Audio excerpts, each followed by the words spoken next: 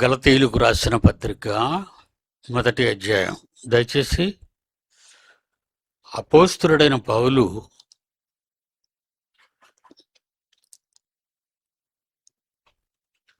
గలతి సంఘములో ఉన్న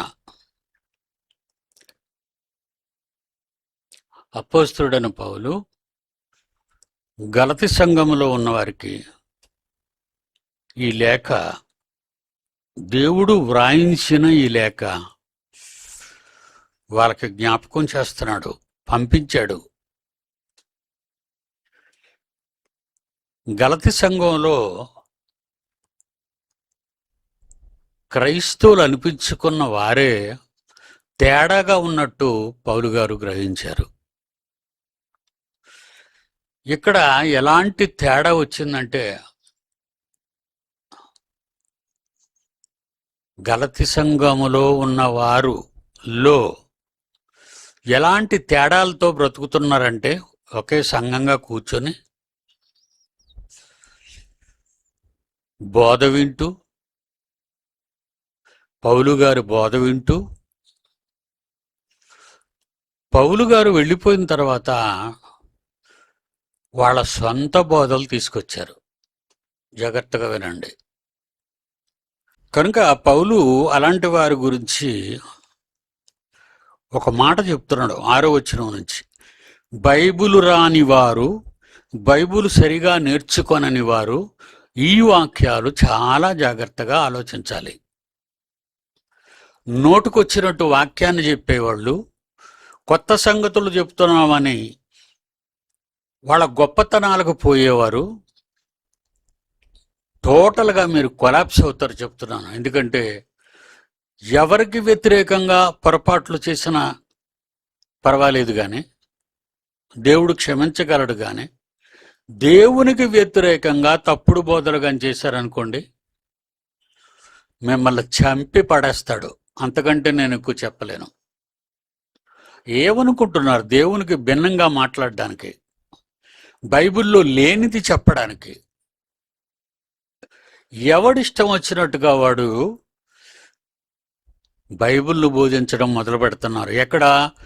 బైబిల్ ఓపెన్ యూనివర్సిటీ ఇండియా ఇంటర్నేషనల్లో పట్టభద్రులైన వాళ్ళు.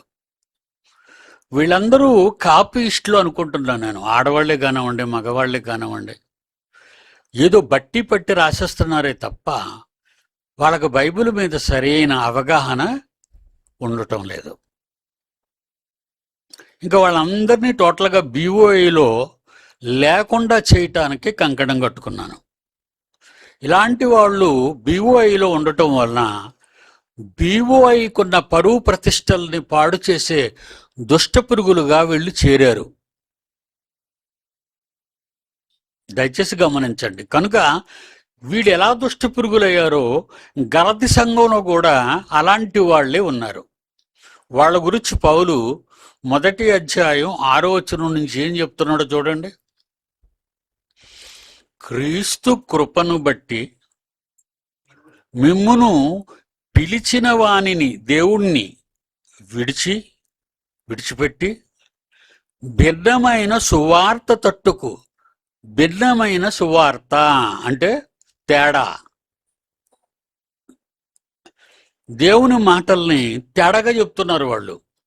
బైబిల్లో ఉన్నదొకటి, బైబిల్లో లేనివి తీసుకొచ్చి ఎవడో రాసిన చెత్త పుస్తకాలన్నీ చదివి, ఈ చెత్త వెధవలు ఎవడో రాసిన పుస్తకాలు ఎందుకురా మీరు చదవటం? బైబిల్ లేదా మీ దగ్గర? బైబిల్ నేర్చుకోవడానికి బైబిల్ లేదా నీకు? ఎవడో ఒక పనికి మాలిన వాడు కొత్త సంగతులు చెప్పాలనే దౌర్భాగ్యపు లక్షణాలు ఉన్నవారు, అలాంటి వారు బైబిల్లో ఉన్నారు. వాళ్ళని కూడా చూద్దాం. ముందు వాళ్ళని చూసి వీళ్ళ దగ్గరికి వద్దాం. గలతి సంఘం దగ్గరికి. అపోస్తుల కార్యాలు 17వ అధ్యాయము 21వ వచనం.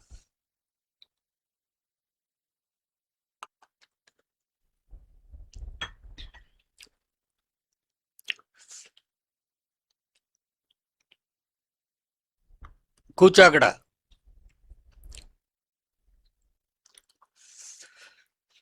అపోస్తుల కార్యాలు 17వ అధ్యాయం 21వ వచనం. 21వ వచనం జాగ్రత్తగా చూడండి. ఎథెన్సు వారందరూ మీరు చాలా జాగ్రత్తగా వినాలి. నేను చెప్పే బైబిలు మరలా చెప్తున్నాను, ఒకే బైబిలు అందరూ చెప్పగలిగితే, బైబిల్లో ఉన్న దేవుని ఆలోచనను అందరూ ఒక్క రకంగా చెప్తే, అందరూ ఇన్ని రకాలుగా ఎందుకు విడిపోతారు చెప్పండి? దీనికి సమాధానం మీ దగ్గర ఉంటే ఎవరైనా చెప్పండి. ఎక్కడో పనికిమాలి సంఘాల్లో ఆరాధన కూర్చున్న వాళ్ళు, అక్కడ వాళ్ళు చెప్పే చెత్త మాటలు విని ఇక్కడికి వచ్చిన వాళ్ళు చివరికి బైబిల్నే తప్పుగా చెప్పడం ప్రారంభించారు వాళ్ళు.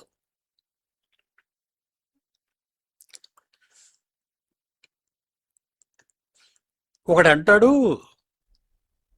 హానోకండి ఏలియా అండి అగ్నిరథాల మీద వెళ్ళాడు, శరీరంతో వెళ్ళిపోయాడు అని మొదలెట్టాడు. ఏమండి, ఎవరైనా మన్నైనది తిరిగి మన్నైపోవును అనే మాటలు చదువుకున్న ఈ బుద్ధిహీనులు చివరికి ఎలా తయారైపోయారంటే, శరీరంతో తీసుకెళ్ళిపోయాడు అని ఒకడంటాడు, చచ్చిపోయాడు అని మరొకడంటాడు, కనబడలేదని మరొకడంటాడు. కనబడ్డాడు కానీ శరీరంతోనే రథం ఎక్కాడు. కానీ అతడు ఎక్కిన రథం అగ్ని రథాలు అవి. ఫిజిక్ అనేది, శరీరం అనేది కాలిపోయి బూడిదైపోద్ది. ఆత్మకు చావు లేదు, అది వెళ్ళిపోద్ది ఆ రథాల అగ్ని రథాల మీద.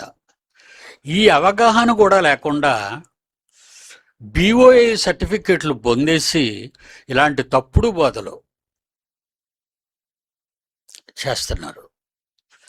ఎందుకు ఇలా అలవాటు పడుతున్నారంటే, ఎవడెవడో రాసిన చెత్త పుస్తకాలన్నీ చదివి బైబిల్ చదవకుండా వీడొక ప్రసంగికుడుగా నా పేరు చెప్పుకొని బయటికి వెళ్ళి తప్పుడు బోధలు మొదలెడుతున్నారు. ఎప్పుడు గుడికి వెళ్ళనివాడు,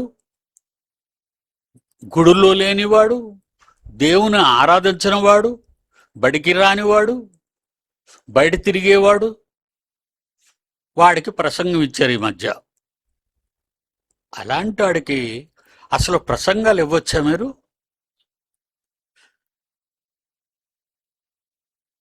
ఆ ప్రసంగం ఇచ్చింది ఎవరు చెప్పండి? ఎవరిచ్చారు ప్రసంగం?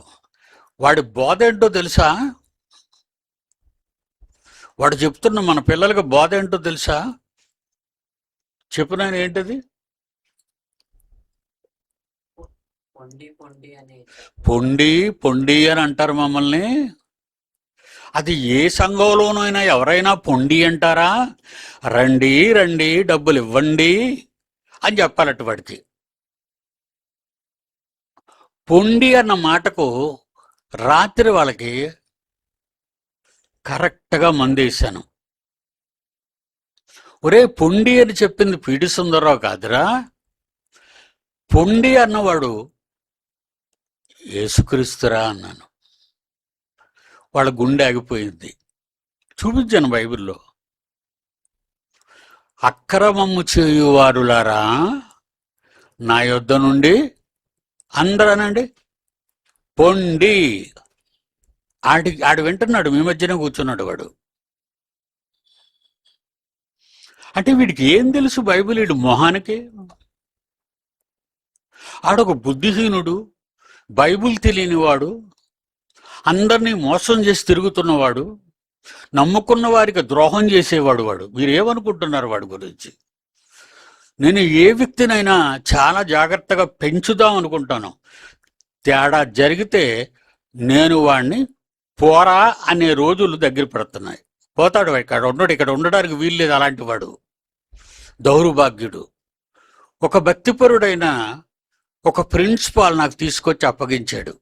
వీడు చాలా ఉత్తముడని, కొద్ది రోజుల్లోనే వాడు చాలా క్రూరుడని కూడా తెలిసింది. మారాలి కదండి. ఏథెన్సులో ఉన్నవాళ్ళు చూడండి అక్కడ అపోస్తుల కార్యం 17వ అధ్యాయం 21వ వచనం. 21వ వచ్చిన అందరూ బైబిల్ తీసి చూడండి. అలాంటి ప్రసంగికులు మన దగ్గర ఉన్నారు. ఏథెన్స్ వారందరూ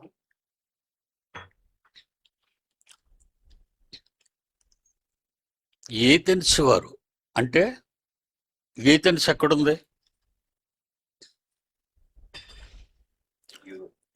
యూరోప్లో ఉందండి. ఆ ఏథెన్స్ ఎక్కడుందో వీళ్ళు చెప్పలేరు. బైబిల్ సరిగ్గా చదవరు కదా వీళ్ళు. యూరోప్లో ఉంది. ఆ ఏథెన్స్లో ఉన్నవారంటే ఎలాంటి వాళ్ళు తెలుసండి? వాళ్ళు సైంటిస్టులు, పెద్ద పెద్ద వాళ్ళు. అలెగ్జాండర్ ద గ్రేట్ అక్కడే పుట్టాడు, పరిపాలించాడు. కావచ్చు అతని గురించి పెద్ద హిస్టరీ ఎవడో రాయొచ్చు, కానీ ఉన్నాడు, చరిత్ర ప్రకారంగా ఉన్నాడు. అది మనం నమ్మాలి. అక్కడున్న ప్రజలు ఎలాంటి వాళ్ళట చదవండి. అక్కడ నివసించు అక్కడ నివసించు పరదేశులు ఏథెన్స్ వారందరూ ఏథెన్సు వారందరూ. మీ బైబిల్లో ఉందో లేదో చూడండి. అలా వినేయడం కాదు, మీకు తెలీదు కానీ రాయరు, నేర్చుకోరు, ప్రసంగాలు మొదలెడతాడు. వీడు మొహానికి వాడికి ప్రసంగం ఇచ్చిన వాడిది తప్పే, వాడు తప్పే. ఆడి చేత అన్ని దారుణమైన మాటలు మాట్లాడించారు. అసలు వాడికి ఎవరిచ్చారు వాక్యం చెప్పమని? వాడికి బైబిల్ రాదు. ఓనామహాలే బైబిల్లో ఉన్న వాడికి రావు. వాడు చెప్పడం ఏంటి బైబిల్? ఇలాంటివేనండి ఈరోజు ప్రపంచం అంతా ఉన్నవాళ్ళు. అబద్ధికులు, దొంగ బోధకులు. ఏథెన్స్ వాళ్ళు ఎలాంటి వాళ్ళని వాళ్ళ క్యారెక్టర్ చెప్తున్నాడు చూడండి. ఏదో ఒక క్రొత్త సంగతి ఏదో ఒక కొత్త సంగతి చెప్పుటయందును వినుటయందును మాత్రమే తమ కాలం గడిపేవాళ్లే తప్ప నేర్చుకున్నవారు కాదు, చెప్పగలిగినంత స్తోమత లేనివారు. కానీ లోకానికి వైతెన్స్ వారు చాలా జ్ఞానులు. లోకానికి జ్ఞానులైనంత మాత్రాన్న బైబిల్ ఎరిగిన వారు అని చెప్పే అధికారం ఎవ్వడికీ లేదు. అది బైబిల్ చెప్పింది ఏమని? ఏథెన్సు వారందరూ ఏదో ఒక కొత్త సంగతి. చూడండి బైబిల్ ఏముందో, ఏదో ఒక కొత్త సంగతి, ఏదో ఒక కొత్త సంగతి చెప్పుటయందును వినుటయందును మాత్రమే. ఇక మాత్రం వాళ్ళు ఎందుకు పనికిరారు అని పౌలు గారు రాస్తున్నారు. పౌలు గారు చెప్తున్నారు, లూకా గారు రాశారు. అపోస్తుల కార్యాలు చెప్పింది అపోస్తులుడైన పౌలు గారు, రాసింది లూకా గారు. నలుగురు సువార్తల్లో ఒకడైన లూకా. సందర్భాలు ఎరుగక, బైబిల్ సరిగా నేర్చుకొనక, కాపీలు కొట్టి బట్టీలు పట్టి పాస్ అయిన వాళ్ళు చాలామందిని, ఇలాంటి వాళ్ళని దయాదాక్షిణ్యాలతో పాస్ చేశానే తప్ప జ్ఞానవంతులను కాదు, పట్టభద్రులను కాదు. వాళ్ళు పనికి రాని వారు. ఏథెన్సు వారందరూ అక్కడ నివసించు పరదేశులు ఆಳುబాడైపోతారు కదా. వీళ్ళ వలన వాళ్ళు పాడైపోతారు. అక్కడ నివసించు పరదేశులను ఏదో ఒక క్రొత్త సంగతి చెప్పుటయందును వినుటయందు మాత్రమే తమ కాలాన్ని గడిపే దౌర్భాగ్యులు.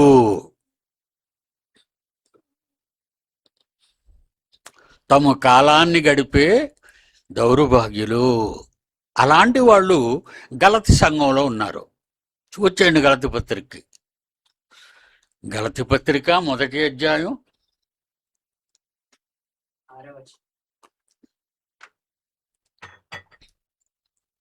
6వ వచనం. క్రీస్తు కృపను బట్టి క్రీస్తు కృపను బట్టి. మిమ్మును పిలిచిన వానిని విడిచి. చూడండి గలతీయులతో ఏమంటున్నాడు, క్రైస్తవులట మళ్ళీ వాళ్ళంతా క్రైస్తవులు, గలత సంఘంలో ఉన్నవాళ్ళు, పౌలు బోధ విన్నవాళ్లే, అపోస్తలుడైన పౌలు చెప్పిన బోధలు విన్నవారే. వాళ్ళకి ఏమని రాస్తున్నాడంటే, క్రీస్తు కృపను గలతీయులారా, గలతీలో ఉన్న క్రైస్తవులారా, నేను మీకు ఎన్నో సంగతులు చెప్పాను, కానీ మీరు ఏం చేశారో తెలుసా? క్రీస్తు కృపను బట్టి మిమ్మును పిలిచిన వానిని విడిచిపెట్టి. మిమ్మును పిలిచిన వానిని అంటే తండ్రి అయిన దేవుడు క్రీస్తు ద్వారా మిమ్మల్ని పిలిచాడు. ఆ పిలుపును మీరేం చేశారు? విడిచిపెట్టారు. మిమ్మును పిలిచిన వానిని విడిచి భిన్నమైన సువార్త తట్టుకు, భిన్నమైన సువార్త తట్టుకు, భిన్నమైన సువార్త, దొంగ బోధ, అబద్ధ బోధ, కొత్త బోధ, ఏమైనా తెలుసురా ఎంబీటీఎస్ చదివిన వాళ్ళందరికీ? ఏంటి ఎంబీటీఎస్ అయిపోగానే మాకు బైబిల్ అంతా 66 పుస్తకాలు వచ్చాయి అనుకుంటున్నారా? తెలుగు తక్కువ దద్దమ్మల్లారా? అంత తెలివైన వాళ్ళు అయిపోయారా మీరందా? మా యూనివర్సిటీలో చదువుకున్న వాళ్ళ బోధల గురించి మీకు చెప్తున్నానండి. ఎందుకంటే దాన్ని ప్రారంభించింది నేను,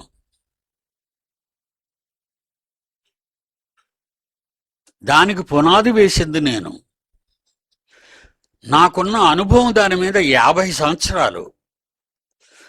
50 సంవత్సరాలు నా బైబిల్ తపస్సులో ప్రపంచంలో ఏ ఒక్కడికి తెలియని సంగతులు బయటకు తీశాను. లేకపోతే ఒకడు ధనవంతుడు విశ్వాసే, దేవుడు బుద్ధిహీనుడు, నరకానికి పంపించాడు వాడిని. అదండి బోధ. ఎంత భిన్నమైన బోధలు బోధిస్తున్నారో చూడండి బుద్ధిహీనులు. బైబిల్లో దేవుని వాక్యాన్ని పాడు చేసే పనులు, మేము దయ్యాలు వెలగొట్టలేదా, మేము ప్రవచించలేదా, ఈ ప్రశ్నలు ఎవరు అడుగుతున్నారు తెలుసా? భక్తులు, దొంగ భక్తులు. మేము దయ్యములు వెళ్ళగొట్టలేదా, మేము అనేకమైన భాషలు మాట్లాడలేదా అని దేవుడిని అడుగుతున్నాడు. నీ జ్ఞాపకం లేదా? మర్చిపోయి ఉంటావు. దేవుణ్ణి తప్పుబట్టే ఎత్తుకు ఎదిగిపోయారు వీళ్ళంతా. వాళ్ళని దేవుడు అన్నాడు, పోండే అక్రమము చేయువారులారా, నా యొద్ద నుండి పోండి అనే మాటలుంటే, మా డైరెక్టర్ గారు అందరినీ పొమ్మంటున్నారు, మరి ఏం చేయమంటారా? మీ బుద్ధిహీన మాటలు నేర్చుకోమంటారా? ఎక్కడో కాపీ కొట్టి ఎవడో రాసిన చేతగాని సన్యాసి మాటలు విని బైబిల్లో ఉన్నదానికి భిన్నంగా ప్రవర్తిస్తే ప్రపంచంలో ఏ ఒక్కడిని ఊరుకోను. ఆడెంత పెద్దవాడైనా. మెట్లెక్కుతుంటే మీరు అందరినీ చూస్తుంటారు. మెట్లెక్కుతుంటే దిగుతుంటే చూడండి ఎలాంటి వాళ్ళని ఎదిరించాను. మీరెంతరా పురుగులంటోళ్ళు మీరు. నా దృష్టిలో నా పాదాల కింద ఉన్న ఇసుక రేణువులు లాంటి వాళ్ళు మీరు. కబడ్దార్. పౌలు అంటున్నాడు, నేను ఇంత వాక్యం చెప్పి మిమ్మును పిలిచిన వారిని మీరు విడిచిపెట్టేసి భిన్నమైన సువార్త వైపు తిరగడం చూసి మీరింత త్వరగా తిరిగిపోవుట చూడగా నాకు ఆశ్చర్యమగుచున్నా అంటున్నాడు. పౌలు గారి బోధనలు విన్న గలతి సంఘములో ఉన్న క్రైస్తవులు అనబడిన వారు ఎలా తయారయ్యారో చూడండి. ప్రారంభ కాలంలోనే దేవుని సత్యానికి, బైబిల్కు విరుద్ధంగా సంఘాలలో ఉన్నవాడు తయారయ్యారు. అందుకేనండి, ఒకడ కాదండి, పెంతెకోస్తు అంటాడు, బ్రదర్ మిషన్ అంటాడు, రోమన్ క్యాథలిక్ అంటాడు, లూథర్ మిషన్ అంటాడు, సెవెంత్ డే అంటాడు, ఒకడు శనివారం ఆరాధన అంటాడు, ఒకడు ఆదివారం ఆరాధన అంటాడు, ఒకడు వారానికి ప్రతి వారం తీసుకోవాలి రొట్టె విరచట అని బైబిల్లో ఉంటే, ఒకడు నెలకు మొదటి ఆదివారం తీసుకుంటాడు, నెలకు రెండో ఆదివారం తీసుకుంటాడు. ఎవడిష్టం ఆడిదే. ఒకడు నీళ్లలో ముంచటం బాప్తీసం ఇస్తాడు, ఒకడు చిలకరించే బాప్తీసం ఇస్తాడు, ఒకడు జెండా కిందలు నడిస్తే బాప్తీసం అంటాడు. చెప్పండి, ఒకే బైబులు అందరి చేతుల్లో ఉంటే అందరూ ఒక్కలాగే ఉండాలి కదా? చెప్పండి మీరు. ప్రపంచంలో ఇన్ని వేల శాఖలు ఎందుకు ఏర్పడ్డాయిరా అని ఒక మగాడైనా నిలబడి అడిగాడా? మీ దృష్టిలో చూడండి, నేను తప్ప.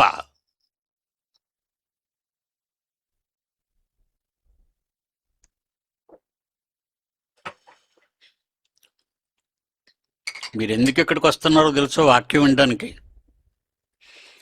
అతను కరెక్ట్గా చెప్తున్నారా బైబిల్లో ఉన్నది.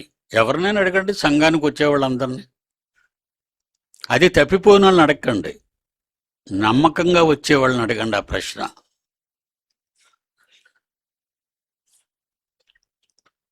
ఏడో వచనం, గలతీ పత్రిక 1వ అధ్యాయం 7వ వచనం. అది మరి ఒక సువార్త కాదు గాని క్రీస్తు సువార్తను